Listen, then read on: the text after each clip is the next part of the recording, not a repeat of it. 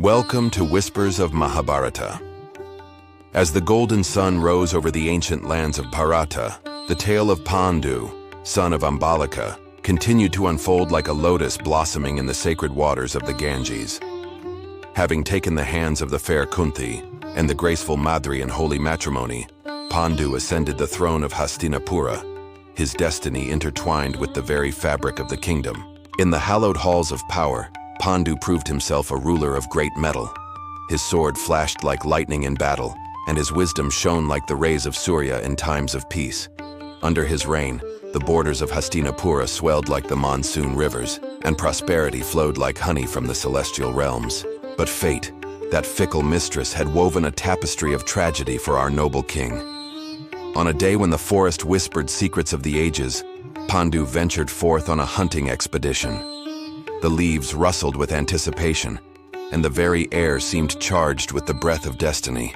There, in a glade bathed in dappled sunlight, Paandu's eyes fell upon a sight that would seal his doom. Two deer, their forms graceful as the apsaras of Indra's court, stood locked in a tender embrace. The hunter's blood surged in Paandu's veins, and before wisdom could stay his hand, his arrow flew true and struck the male deer. As the creature fell, a terrible transformation occurred. The deer's form shimmered like a mirage, revealing the visage of a sage, his eyes filled with pain and righteous anger. For the deer were no mere beasts, but a Muni and his beloved, who had taken animal form to taste the sweet nectar of love in nature's embrace. With his dying breath, the sage's words fell like thunderbolts upon Paandu's ears. "O king," he cried, his voice echoing through the forest like the lament of 1,000 doves. "As you have slain me in the arms of my beloved, so too shall death claim you, should you approach your wives with desire burning in your heart."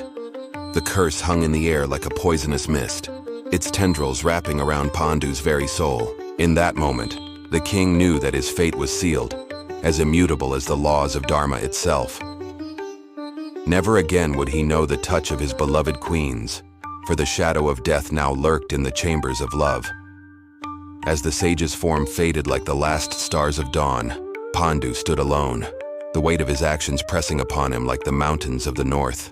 What path now lay before the cursed king of Hastinapura?